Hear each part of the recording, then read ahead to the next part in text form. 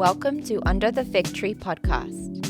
In today's episode, hosts Reverend Micah Glenn and Reverend Dr. Ben Haupt talk theology and life as they meditate under the fig tree. What's up? Welcome back to another episode of Under the Fig Tree podcast. I am your host, Reverend Micah Glenn, Director of Recruitment here at Concordia Seminary, and joined by my highly esteemed, highly regarded, I was going to say established, but I don't know what that would mean. No, I don't. Co-host, Kati Gaschler.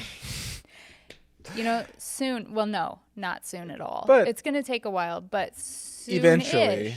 I was actually going to title will change. And we'll let you guess what that might be. I was going to leave that for it's official now. Another episode anyway, all right, well, fine. Katie's now a deacon, a student here at the seminary. In the fall. We were going to have, I imagine an episode where there was more pomp and circumstance and flair, where the episode was about you, because then we could redo. Okay, let's do that. So look out for that episode. It'll come out eventually. Well, I had a really good segue about me being a deaconess student. All right. And then me probably doing my field work hours at Holy Cross. And why? And that would segue into our guests, because they go to Holy Cross. There we go. So that's what I was going to do. So imagine it was really good. Okay. Our guests I can do that. are Erik and Erin Johnson. And yes, they go to Holy Cross. How are you guys doing? Pretty good. Good. Doing well. Glad to be here. Awesome. So first of all, let's talk about what you're doing now, because your situation at the seminary is unique to what most people do. And then let's talk about how you got there. Alrighty. So right now I am in the M.Div program. My program, because of how I got here, is a total of 2 years here residential. I completed my Greek studies online, half before I got here, half during my first semester here with Dr. Veltz's online Greek course. Passed the ELCE for Greek, and a week later I took summer Hebrew. So I've actually got the baseline languages knocked out. There you go. But given that I'm done in the fall of 24, I have the summer to finish preparing for the exit exams. So that is going to be the bulk of what I am doing between now and leaving. Of course, the regular coursework is fairly consuming as well, but I think the languages are probably the the area that I have to be the most focused in attending to. Nice. So you graduate in the fall, which is not normal. No, there's very little normal about the course that I'm on, except for the fact that I do meet all the requirements for an M.Div by the time all is said and done. Mm-hmm. I think that's good to hear, because there are very regular standards and timelines for how people prepare to come for residential studies, especially for the M.Div, because it is a master's degree, and we're a church that highly regards the office and expects our pastors to be theologians, which requires work, but also just because of how the typical student cycle happens, to where you come, there's preparation, there's vicarage, and then there's a year back, and then there's call day, which is actually from when we're recording and when this episode will be released. It still 3 weeks. won't have happened yet. Wait. Yeah. It's a few weeks from now. Yes. Well, anyway, Yeah. and it's a wonderful day. So if you're watching, look for the live stream of call day. It's April 23rd? 23rd. Pretty sure. Yeah, It's on our you can. Facebook. Yeah, you It's can. all over the You'll. place. Yeah. It's 26 days away. There we go. Somebody knows exactly when it is. That's I'm sure most wives on campus know exactly how many days and hours until the service. Yeah, there's a countdown. There we go. Yeah, because it's an important day. So look out for that. So Erik, if you don't mind, and not just because like I think it's good to hear because sometimes not everybody has regular circumstances. What led to your circumstances on our campus residentially? What led to that? So I went through the SMP program. In fact, completed the SMP program, was ordained, did some time in the parish, a couple of years, total of 2.5 years, maybe a little more, as pastor in the office. But it seemed that things were such that this was the direction that we needed to go. There was a lot of discernment in that process, a number of voices involved, throughout the church as to what the past should look like. But increasingly as time went on, it just seemed that this, to use the cliche, that this was the open door, and a lot of other doors were maybe open, but maybe not so much. Sure. And so one thing led to another, and we found ourselves here at the seminary. So no, I will not be doing another vicarage, because technically I was a vicar for a little over 2 years already in the first half of the SMP program. And I get credit for some of the coursework that was done, but to your point, in order to satisfy the rigor of our program and standards and so forth, there's a significant chunk of work that had to be done here. And again, a lot of that revolves around the languages, not just the actual language courses, but the exegetical courses that are premised on knowing the languages. Right. So he's in the SMP program, finishes the SMP program, I imagine, and then decides that he wants to come here and finish his Master of Divinity coursework. What's going through your mind, and how does that impact you in getting here? So I didn't want to be a pastor's wife. Sure. And when Erik told me that he felt called, I told him no. I said, if you want to teach theology, you want to do something like that, all for it, but not for the pastor part. Sure. I grew up in the church. My mom worked in a church for 35 years. So I knew what it was to be in that fishbowl. And I wasn't quite sure I wanted to do that again as an adult. And but God had other plans. And in the middle of the night, one night, I woke up and I was like, yeah, Erin, you're trying to tell God what to do. And it's kind of like, no, that doesn't work. Sure. And I know it doesn't work. So the next morning, I said to Erik, I said, listen, if you still feel called, and after you've talked to our current pastor and a few of our other pastors that are in my family, and they all discern as you have discerned you are called, then yes, let's explore you becoming a pastor. And so we started the venture that is SMP, and it looked very different from any other SMP program.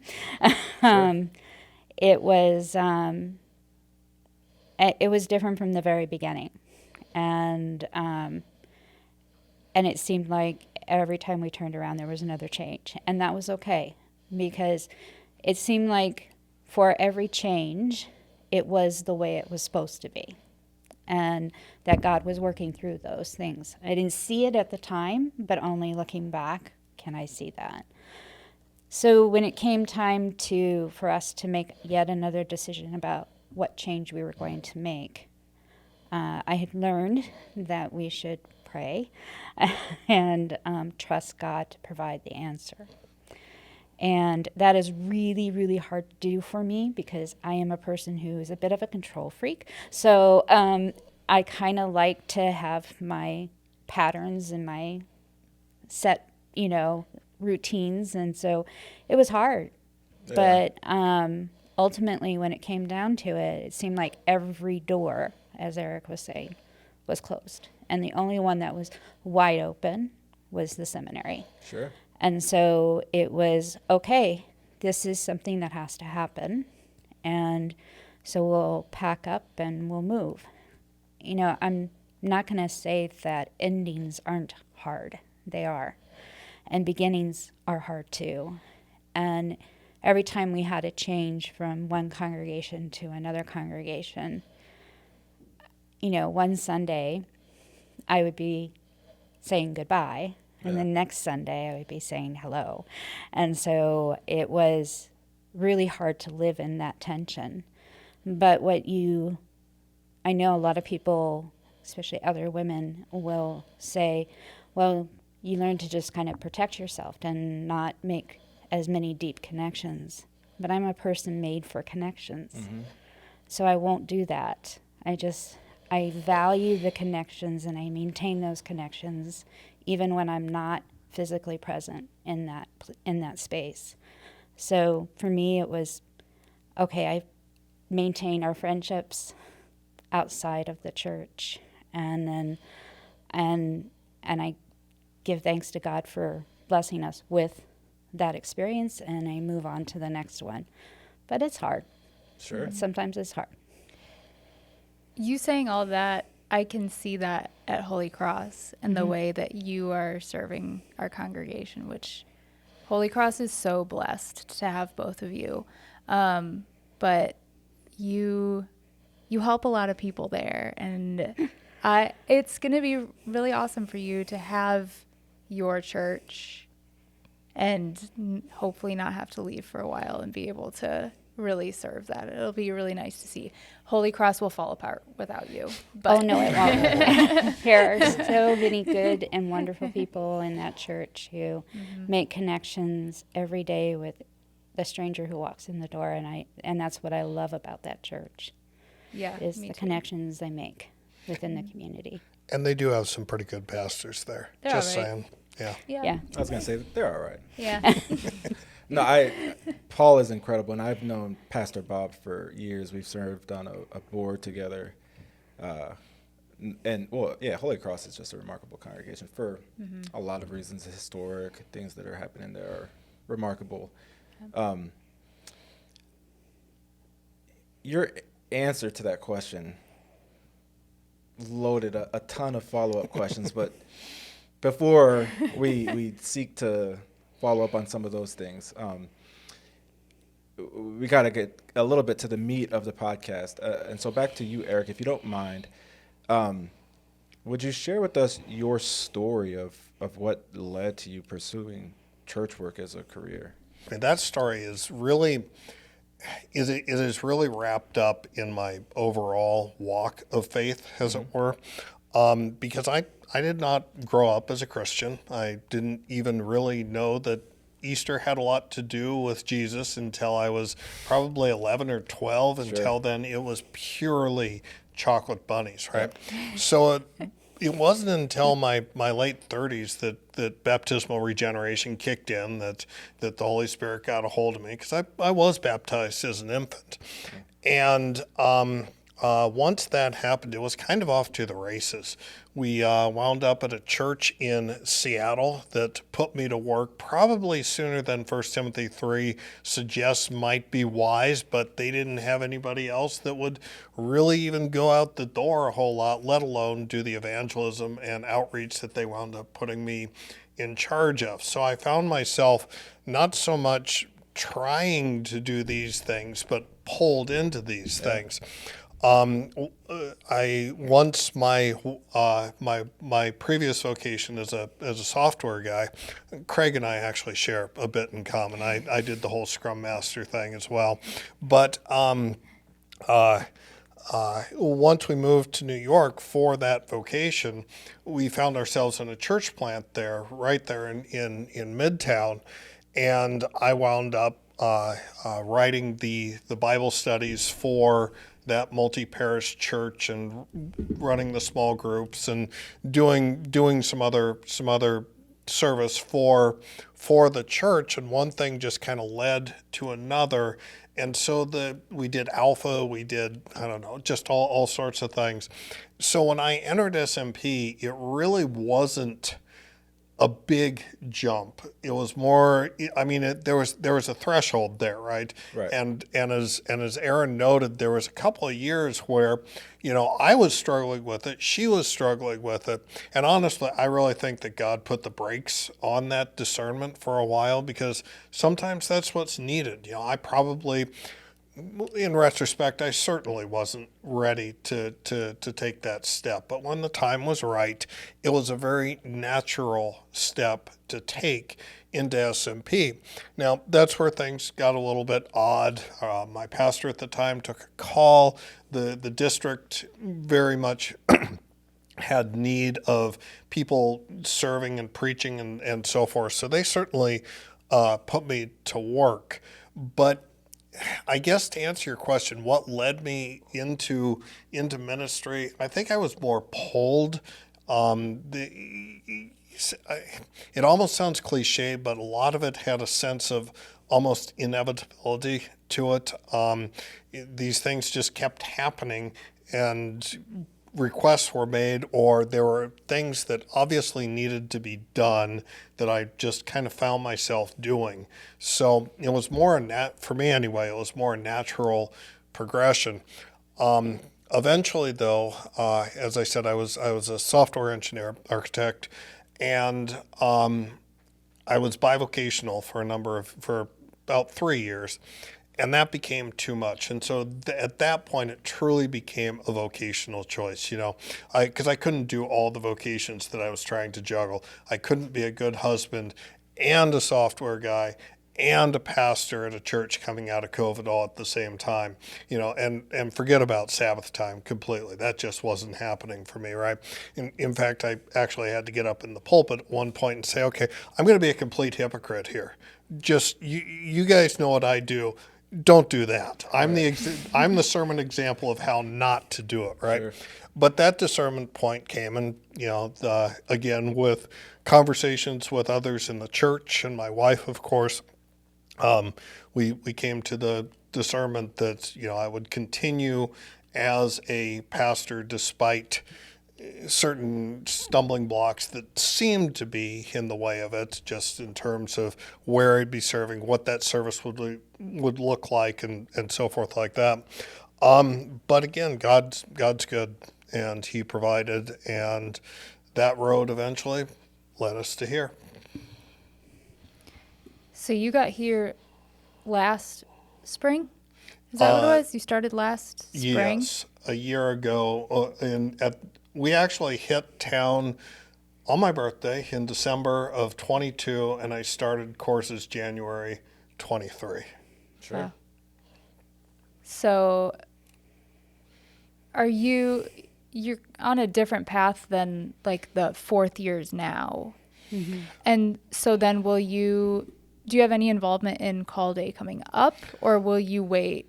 Will there be something in December? So despite the fact that I'm, already went through the SMP program, the Council of Presidents is going to be placing me at the end of this coming fall. So it'll be a fairly normal seminary process, similar to what a couple of guys who preceded me, who you might know, similar to what their process looked like. But I've started some of the conversations, but right now, Dr. Nelson and so forth, they've got a lot on their plate, I think. They've got the whole bunch of guys going out, whole bunch of vicarages to be arranged and so forth. So they'll attend to me in the proper time. But those conversations have started, but there's not a whole lot of urgency. It'll be what it'll be but at the right time. You'll get their full undivided attention after that. I look forward to it. Yeah, every once in a while there's somebody who gets placed in the winter and you don't get, I don't want to say you don't get, you don't participate in the massive call day. Mm-hmm.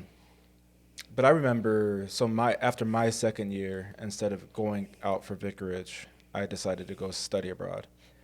And I remember, my classmates that I started seminary with on the vicarage placement service, I went to see where they were going on their vicarages. And I remember there being like a little lament that I wasn't doing that with the guys I started with, but there was also this incredible joy of seeing guys that we argued with, that I grew with, that I studied with, that I, came to really know and love as brothers in Christ, moving in that next step of what we're doing here. So being able to watch them do it was awesome. But then I got placed when I was at Westfield House, and it was me and two brothers in Christ from Fort Wayne, and it was a very small service, and it was the three of us. And we all did the thing. We're like, where are we going? You find out, and it didn't make it any less real for us, right? I mean, it's wonderful to be a part of a class, but also at some point, right, you're gonna have to cleave yourself from the seminary and go be a pastor, and then you'll cling to them, and they'll cling to you. There's a reason why there's all that kind of very intimate marriage language between Christ and the church, and that's reflected in the pastoral office. So that's, yeah. Well, it's, again, not the big April service. I hope you'll be able, I'm sure you'll be able to find a lot of joy in seeing guys get placed here in 26 days from today. 26 days, we could probably do the hours. It's like 26 days and like 6.5 hours or something crazy like that. So you were talking about geography at first. So are you from Washington State? No, I was actually born overseas. Okay. Military or just? Yeah, okay. my dad was military. But when he got out, okay, see if I can do this. Chicago, California, Eastern Washington, and now I'm an adult. Baltimore, Maryland, Seattle, New York, and now here. Got it. Just this Yeah. constantly Yeah. going back and forth. Was your dad in the Navy? No, he was Army. Oh, Yeah, okay. but- Never mind. Yeah. If it was Navy, I would at least in my mind might make some sense of that, but No, it's also the military lifestyle. I get it. Well, he actually got out when I was quite young. Most of the moves that I just described were my career. Okay. Yeah. So. And Erin, where were you picked up in that part of the journey? Seattle. Okay, so you're from Washington State. No. No. Okay. I was actually. I'll stop guessing. I was actually born in St. Louis. All right. My love dad it. worked for McDonnell Douglas, which is now Boeing. Boeing. Yep. And then my family moved to Oregon. Okay. And Erik and I actually met online and got together in Seattle, and then started our married life in Seattle. Sure. And then we moved to New York, and then we moved here. Got it. What part of Oregon? So Salem. So the Willamette Valley.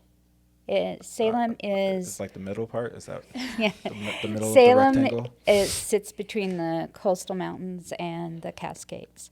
So we're Oh, about 40 minutes south of Portland.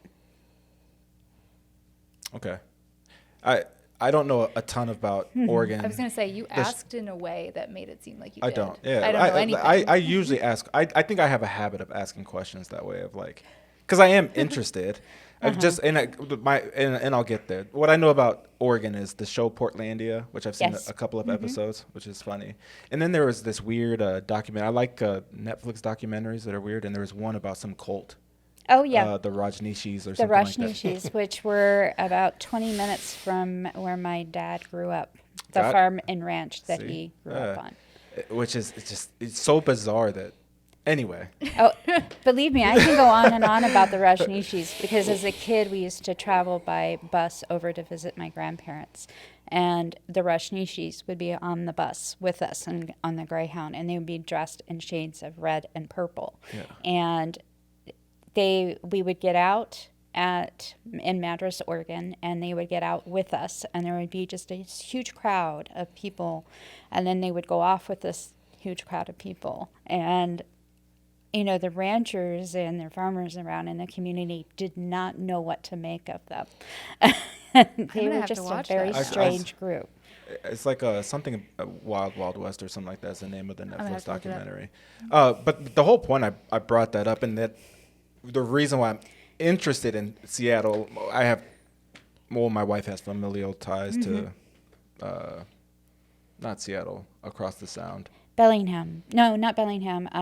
Bremerton. Bremerton. That's exactly right. Is that life on either coast is different than the Midwest. And so I was going to ask if, like, did you start the SMP program in Washington and then move to New York, or was it always in New York? No, I started in New York. Okay. And you're right. West Coast culture is quite.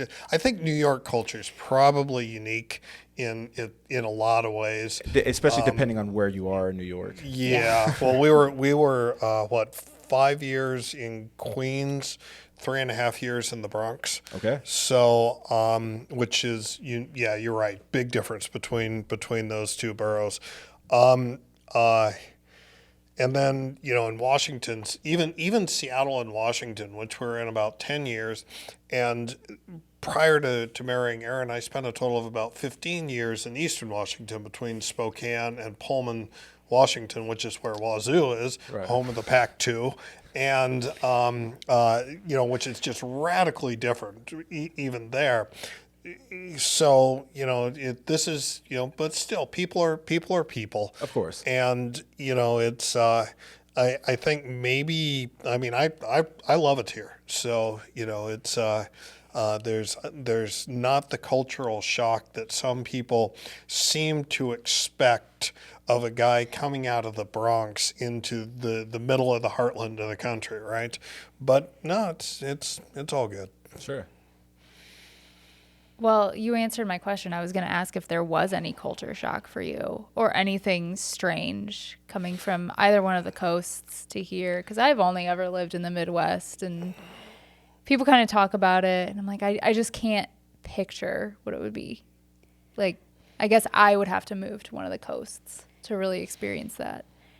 I would say West Coast life and East Coast life is comparing apples and oranges. Yeah. Sure. They are very two different animals. And you almost got to take New York as its own. Exactly. Definitely Yeah. different than Baltimore was. 100%. Yeah. Yeah. And then further south you go, it changes it, but Yeah. definitely coast to coast. Yeah, I agree with that. Yeah, it is very different. And then coming here, I think the thing that was the hardest adjustment for me was the idea that I could walk down the street and there aren't as many people on the street. Right. And New York is very pedestrian, very pedestrian, and St. Louis is not. And so it's more car driven than it is pedestrian driven. And so that's a big difference. But, one of the things I think as a child, I had the great pleasure of being able to both grow up in a city atmosphere, but spend equal amount of time on my grandparents' farm ranch. Mm-hmm. And because of that, I've learned to love both aspects of life Sure. and appreciate the benefits of both and understand that it's not always rosy or great. And I think that I've learned to make a home wherever we're at. And so it makes call day seem, for me, I'm not scared of it.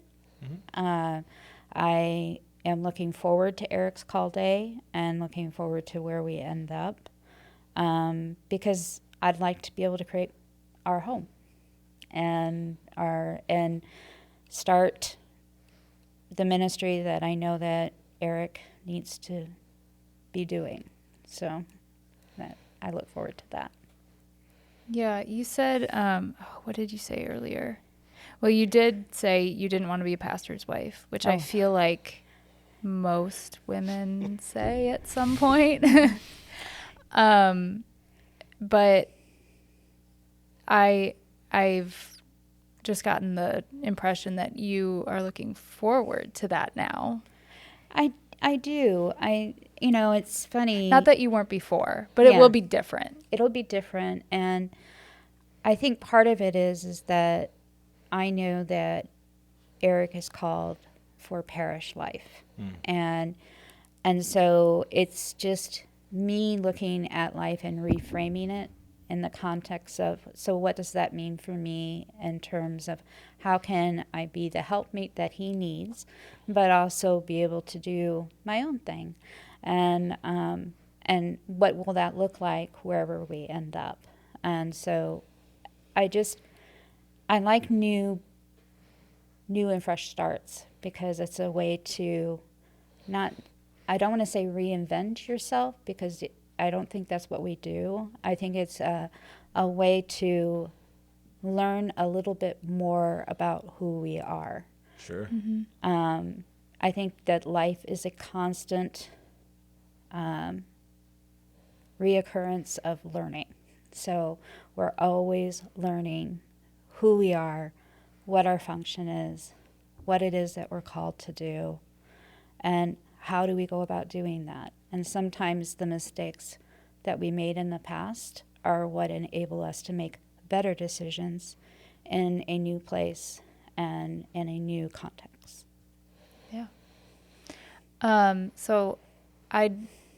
Sorry, Erik, I'm still going to ask Erin more questions. It's all good. Sorry. I find it really interesting too, to be honest. That's good. So, yeah, I think great. so, yeah. You have found, beyond just, general serving at Holy Cross, you found a job there too, which is so great. And it was, I don't know that whole story, but you tell that story, how that came to be, and the conversation you had in a food line at Yes. Holy Cross, Yeah. right?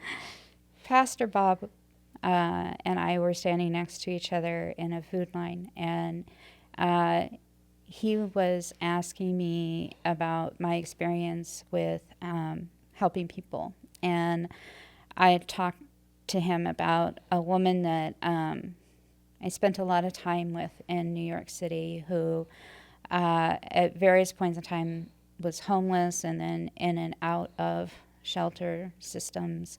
And, she had schizophrenia and a lot of different things were happening with her. And what she wanted more than anything was for someone to sit and listen to her.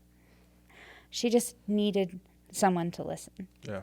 And I was willing to listen and not judge, because, she had had a really hard life.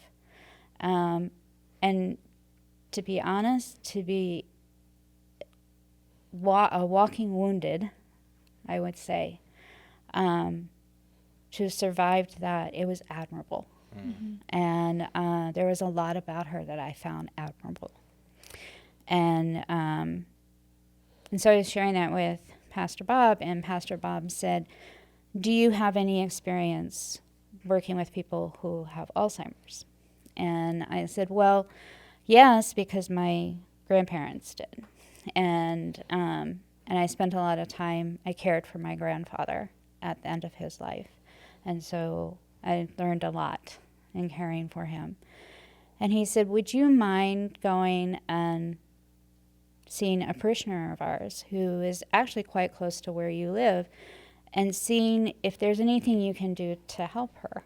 And I said, sure. I said, I don't mind doing that. So I went and sat and talked with her and her husband, and came to realize that, she wasn't receiving any type of physical therapy, and there wasn't anything going on. And of course, we'd all just come out of COVID, and they really were at a loss at what to do. And so it started out with me just spending a couple hours every week with her and talking with her. And then over time, those hours increased. And I started working with her in physical therapy and occupational therapy. And then starting to realize that it wasn't memory that she had a problem with. It wasn't Alzheimer's, that it was a motor problem. And, we went through several prognoses and diagnoses, and then eventually ended up where we're at right now. And she needs a lot of care.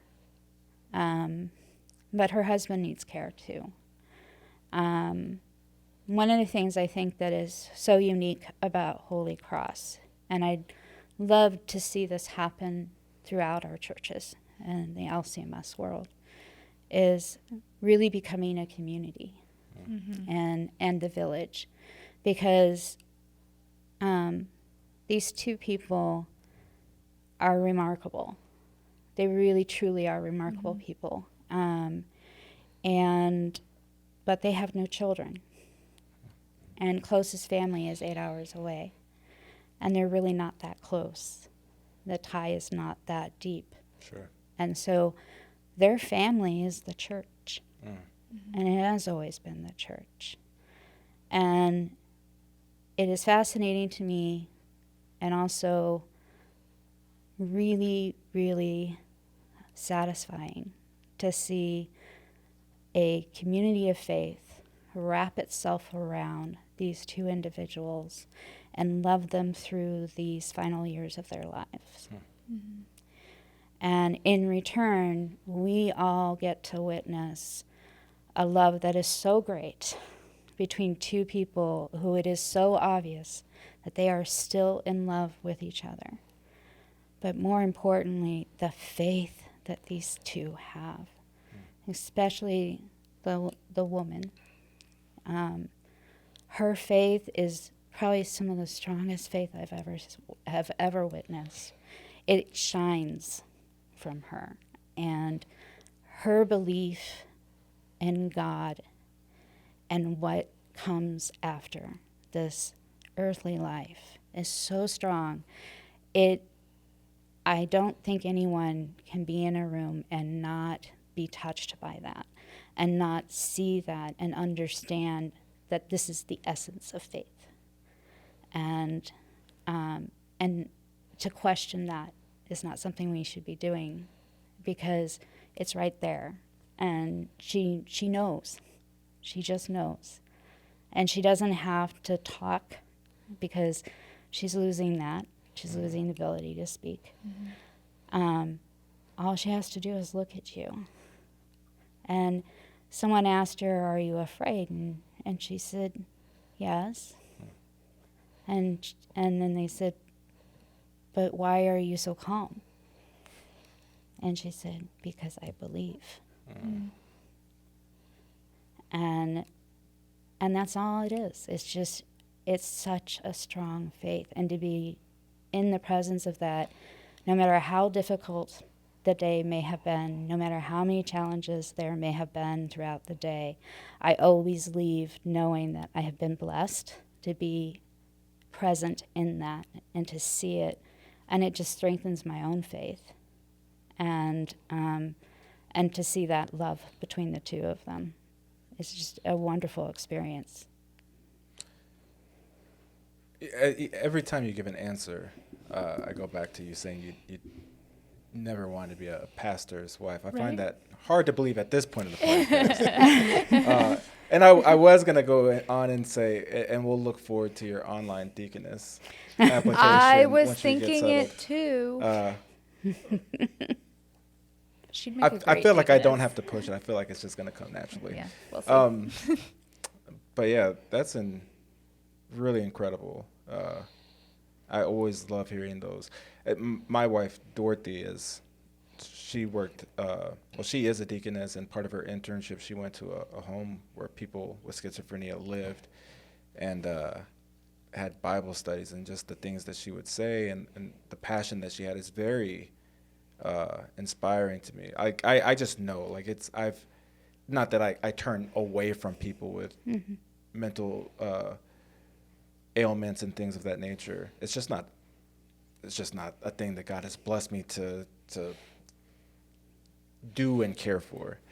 But I always admire that. But that people with schizophrenia in particular, and it's so easy, I think, for people to, I don't want to say abandon them. That's really what it is, and I don't want to be harsh on the people who do, because it's a lot to deal with. It is.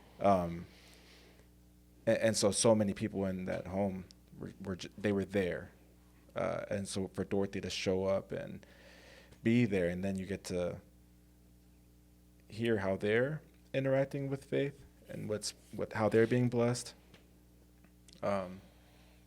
It's always remarkable to hear and experience.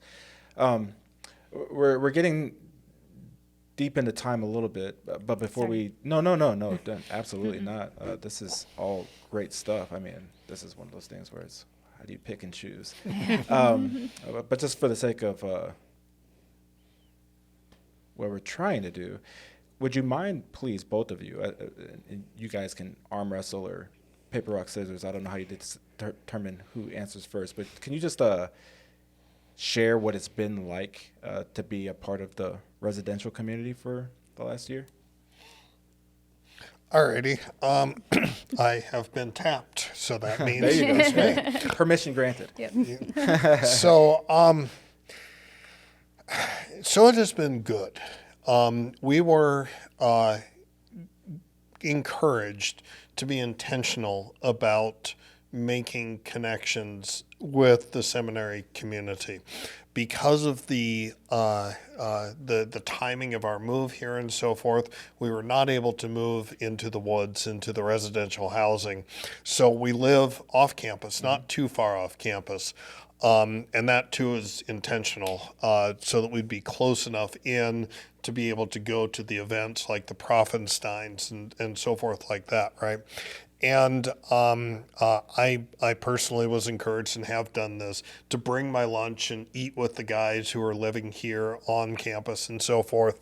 And that relationship, you know, you mentioned earlier that I'm not exactly part of one of the annual cohorts and so forth, and that's true.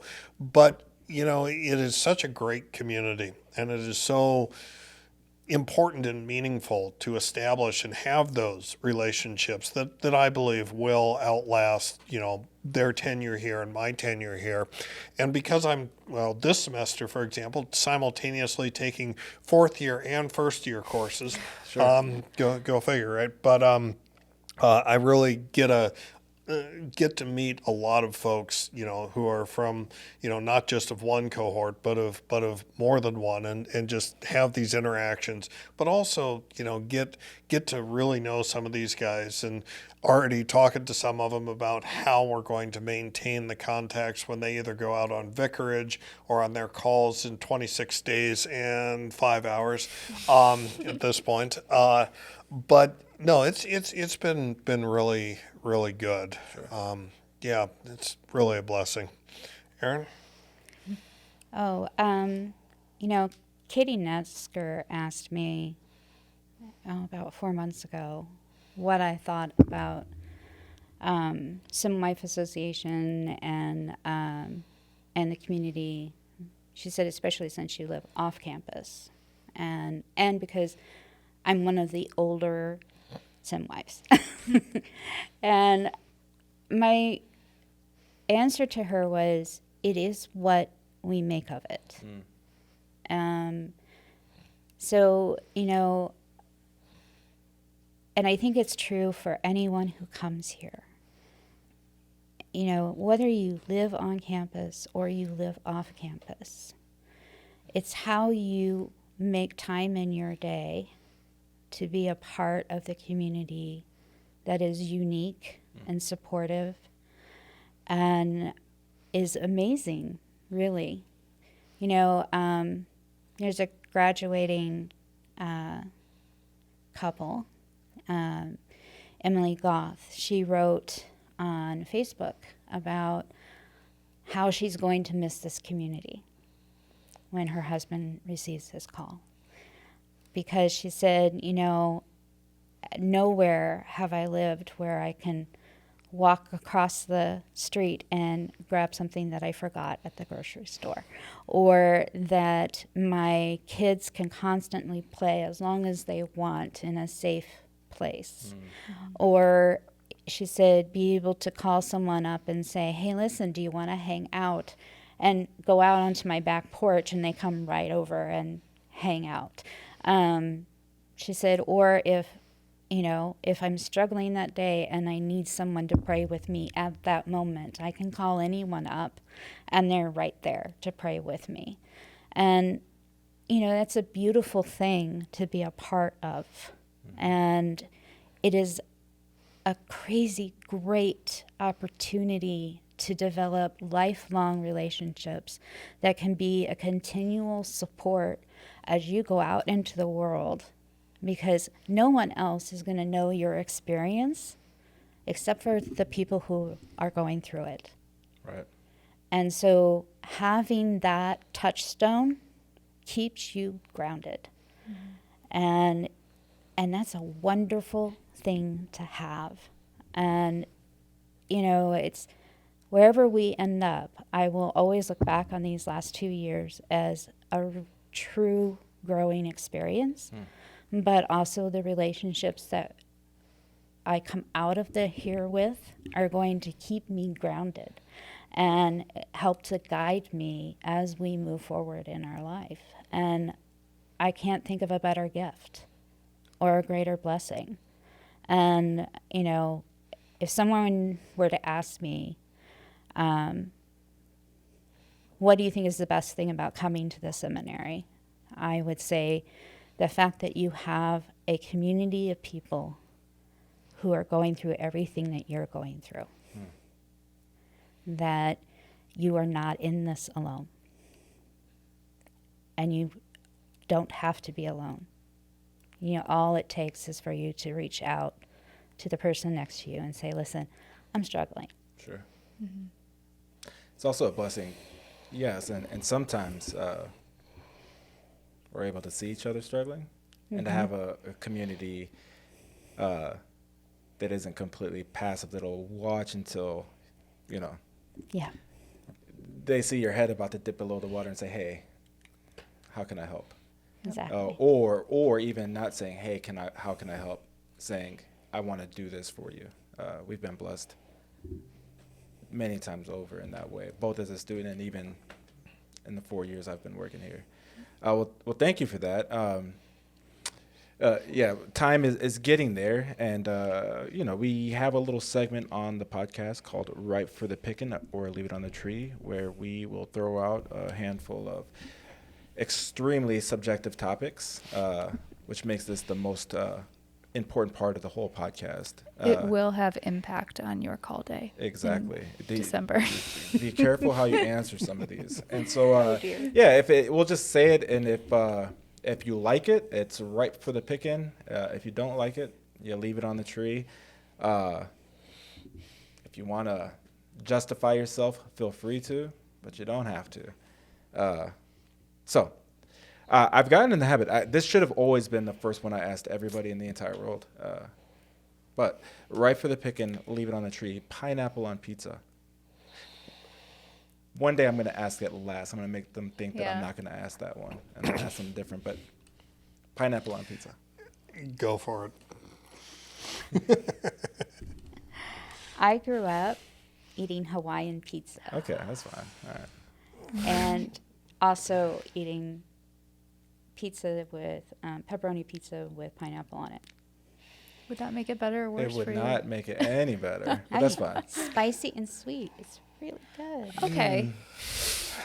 So I can get behind that. Yeah. Okay. I'm leaving it on the tree. Sure. Yeah. I respect that. Yeah, as a result, we do not eat the same pizza. Yeah, you can't.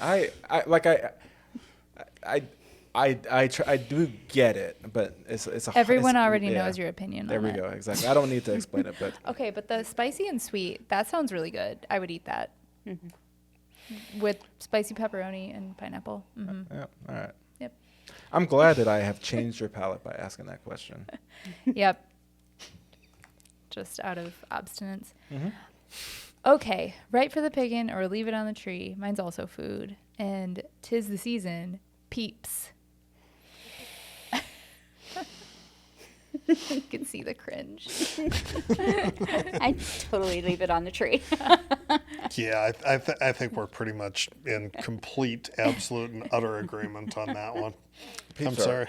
hard leave it on the tree for me. Okay. But like if they like Dorothy, like there's nothing she looks forward to more. I don't think for Easter, and by virtue like our kids love them as well. I'm super good. So try them as a s'more because the sugar crystallizes and gets crunchy. So try that and then get back to me. So I'm gonna trigger more people. I'll eat us more, but it's whatever. They're not that great. I mean, they're like not to where like people like Dorothy makes a big deal out of them. We have special marshmallow roasting sticks in our home. We do too. Whatever. We do too. Yeah. Okay. Well, if I'm alone on the s'mores today, I'm also fine with that. Now that you said that, I'll mention it to Dorothy and she'll probably do it. Especially if you do dark chocolate. Oh, because see, now you're getting so much worse. Okay, well, if you're uncultured, you can have That's milk fine. chocolate. I'm You can have all right with Hershey's that. milk chocolate. That's All okay. right. But the Peeps are so sweet that you need dark chocolate. So anyway, Are you guys on board with this? try it. I'm just a plain old Hershey bar and marshmallow kind of guy. So All right. Fine. I'm gonna have to give it a shot. See, okay. Well, there we go. Building bridges. All right. I do have another food one, but for the sake of good content, I'll skip to a different one. Ripe for the picking, leave it on the tree. RomComs. And if you're listening, you don't know what a rom-com is. It's like a romantic comedy. Typically a movie. I don't know if they have rom-com books. I love them. So ripe for the picking? No, right for Yeah. the picking. well, I love my wife. Okay. So, And that's all he's gonna say. okay. All right. Do you have a favorite rom-com? Anything with Ryan Reynolds in it, That's fair. Oh, okay. because he makes me laugh. Yeah. That's why. I guess they're right for the picking. I'm very picky about them though. Okay. But yeah, they're fun. Yeah, they're right for the picking for me. I'm a big fan of like awkward comedy. Oh yeah, that's great. I know it makes people cringe, but like I love it. It's so good. But like also being like an 80s kid, like the 90s are like the peak of rom-coms. Mm-hmm. Like She's All That. Never saw Wait, it. yeah, She's All That. Well, anyway. Because didn't they redo that one, like He's All That recently? Yes. Yeah. So She's All That is the one. Well, anyway, and there's like ones, I could go on and on. But yeah, they're good. It's just, and for the most part, not, I won't say Christian, but relatively innocent Yes. for the most part. So, yeah. Oh. And until like minus like the whole kind of. Anyway. Man. Oh, okay. Right for the picking or leave it on the tree. IKEA.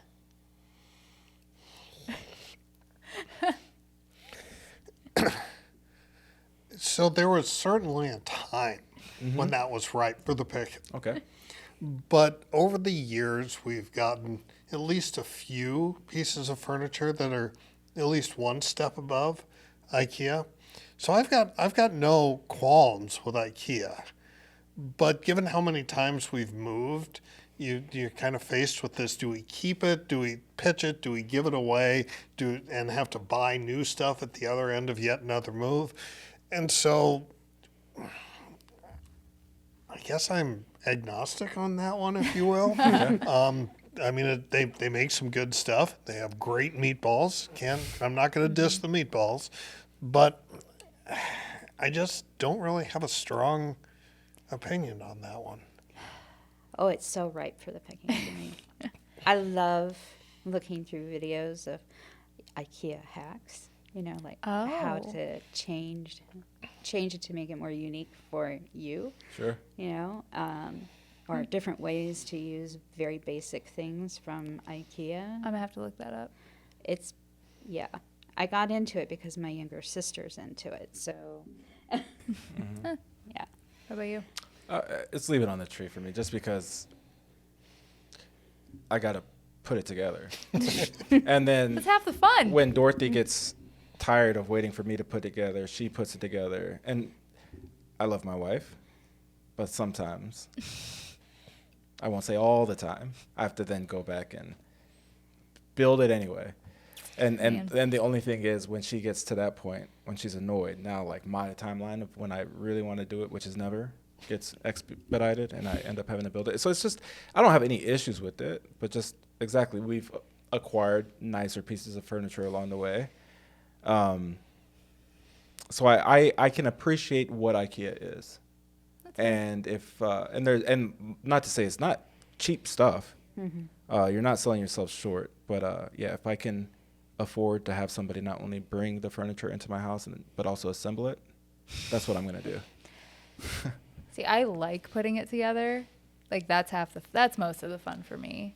So it's right for the picking, but we have gotten a little bit higher quality furniture. So, And I've also gotten into like carpentry. So Yeah. there's like Dorothy now has a long list of things because I've built some stuff and she really likes it and it's better than IKEA. So now she's creating a list and it's like, yeah, on the couple hours on the weekend when I build something, I'll build you a new house. nice. We'll see when it gets Yeah. finished. All right. Last one for me, right for the picking or leave it on the tree. Fruit cake. That one is definitely ripe for the pick. Okay. I love fruitcake. I like certain kinds. All right. So, ripe for the picking, but leave it on the tree if it's bad fruitcake. Okay. I'm not sure what bad fruitcake is. It is leave it on the tree, but I didn't know there were different kinds. Oh, So yeah. I don't know. Yeah. There's good, gooder, even gooder. Okay. And the best? No, it's also leave it on the tree for me. Start with the maraschino cherries, which I find to be one of the most vile things in the world. And then Yeah. it just goes downhill from there for me. I feel like it's interesting that like you're like, I like good fruitcake. I don't like bad fruitcake. I feel like most people are like, it's one of those, you like it or hate it, or love it or hate it. But all right. We had a friend in New York City. She's from Trinidad, and she makes her own fruitcake. And she uses it. They basically boil sugar until it's almost burnt. Mm-hmm. And you don't want to touch it because when you touch it, you will burn 100%. yourself so badly. But it's used as the base of their fruitcake, Trinidadian fruitcake. And then it's absolutely soaked in rum. Yeah. And it is so good. It is really so good. And the fact is that all the fruit that they use is soaked in the rum. So it's not like poured over the cake. It's the fruit itself. And so there's no maraschino cherries in that. And it's really, really good. Highly recommend that type of fruitcake. Slightly different process, I'm sure, but this is also like a British Christmas pudding. Yeah. Also disgusting. Sorry. The rum doesn't help it. I don't like rum, Yeah. so I wish I did because the process sounds good. Yeah. But yeah. Okay, last one for me. Oh, I had it. Now I forgot it. Oh, well, we kind of talked about this. Living in New York, right for the picking, leave it on the tree. Public transportation. Oh yeah, ripe for the picking. Right. You can't live in New York without taking the train. We actually sold our car, the car that we came to New York with. The company I was working for hauled it across the country, and then it just kind of sat there. We drove it to Costco, which was 3 blocks away, right? Yeah. We're right next to a Costco, but it was basically a motorized shopping cart. And the insurance and parking in New York was just crazy. Now, when we wound up moving up to the Bronx and when I was serving in Lower Manhattan, then we had to get another car because the train just the lines up there in the Bronx for some strange reason tend to break down maybe a little bit more, and it was about 2 hours each direction and about half an hour driving. But yeah, absolutely. If you're going to be in a place like New York, you got to take the train. Yeah, no, it's definitely ripe for the picking.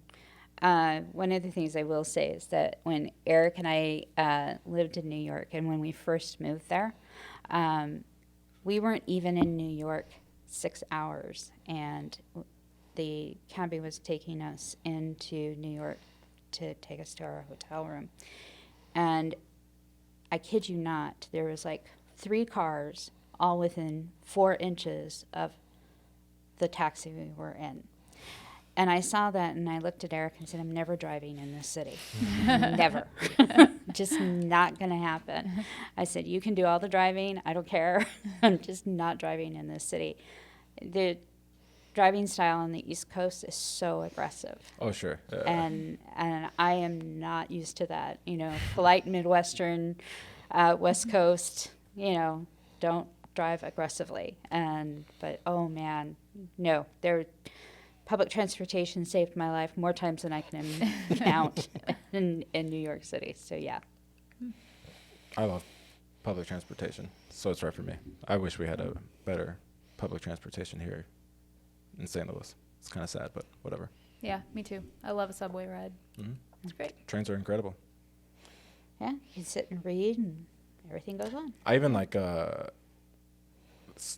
England isn't very big. Right. And so like, but from Cambridge to London, there's a nonstop train that was 50 minutes. Oh, and then nice. you could take the train other places and you just see the countryside, parts of the country you wouldn't see if you were driving. I loved it every second. Yeah. And we didn't have a car. Never even thought twice about it. Mm-hmm. So cool. Before we sign off, if you don't mind, we always like to ask our guests if you had one piece of information that you would give anybody considering coming to the seminary, what would that one piece of advice be?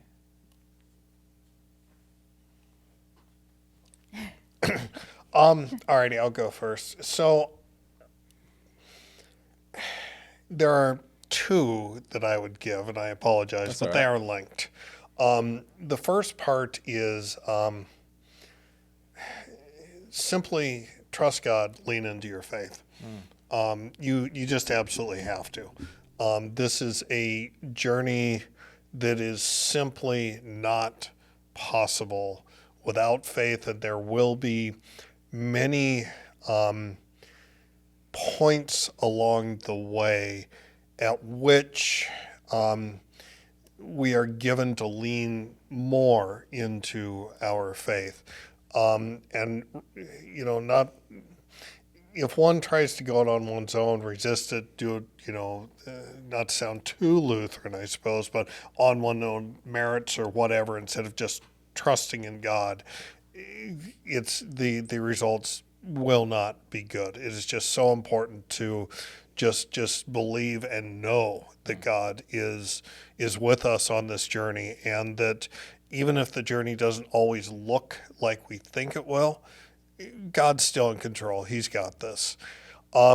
And related to that, and this goes back to one of your questions in some ways about seminary community, but just the church and the church community as a whole, those relationships with, if one has an RFE or the seminary community, home church, however that happens to look for a given individual or couple or family, being tied into community as a part of living out that faith.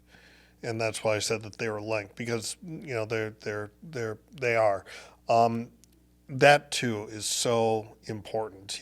Your faith itself, leaning into that, but also living that out with the people that God has placed around you in your life as you're taking that journey. And I thought about this question because I knew you asked this beforehand, and I just could not pick those two apart. Sure. So my apologies on No. two answers, but there it is. I Appreciate think it. they're great. Yeah. I would agree with that, but I would add two practical things. The first practical one is attend the orientation. Yeah. Both of you attend the orientation, your husband and the wife or fiance, whatever, because that's where you learn where everything is, and kind of, it's where you learn that you are as much a part of this process as your husband is. Mm-hmm. And one of the things is that you also learn that you have equal access to everything in terms of what the schedule is, all of that. You can learn all of that during orientation, which is really important. It's also because everyone who's at orientation is exactly where you're at. And so it's a good way to make first connections. Mm. And then the second thing is no flashcards at dinner. And I say this because last summer during the barbecues, when people, the guys were in Greek and Hebrew, that was one of the things that everyone kept saying. They said, I finally had to tell them no flashcards at dinner. So just as a heads up, no flashcards at dinner. I strongly agree Yeah. with Yeah. that. You need a break. I tell guys all the time, I was tutored languages. A, don't do it right after class, and then do the flashcards last. The toilet is the perfect place for flashcards. Dinner table, not so much. No. Nope. Well, that is, I appreciate that. That's great advice from both you, Erik and Erin. Thank you so much for giving us your time and sharing your stories with us and for our listeners and viewers. And as always, if you're listening or watching on YouTube, thank you for joining us. If you yourself are thinking about being a church worker, don't think. Fill out a request for information. The link is in the description on our YouTube page, but also can be found at csl.edu on our admissions pages. Fill out the RFI. It is free. The conversation that will follow is free, and it's non-committal. After a conversation with us, you decide, maybe not now, maybe not never. That's always okay. But don't go through the discernment process yourself. We're a community. We do this together. We're the ecclesia, the gathering of those who are faithful. And we're more than joyful to hear from you, even if you don't become a student. But I have a feeling that if you reach out to us, we're pretty good at what we do. You might be. But if you already know yourself that church work isn't for you, but if you looked across the pew and you thought, hey, this person would be a good pastor, deaconess, teacher, DCE. Likewise, don't think, make sure you tell them, because you could be that person that gives them the encouragement that they need to begin to pursue it. If you're listening and you know some high school students, Vocatio High School is this June. The registration fee is $100. It's from June 22nd to June 29th. And all programming and meals and room and board are included in that $100 registration fee. But as you're listening to this, the registration is a little more than halfway full. And so spaces are becoming more and more limited, and we don't want anybody to miss out who wants to come. So make sure you register today, because it's a great week, and we get to live and grow together, and you get to spend a week here on our campus with us. Thank you again for listening, and we'll see you next time under the fig tree. Take care.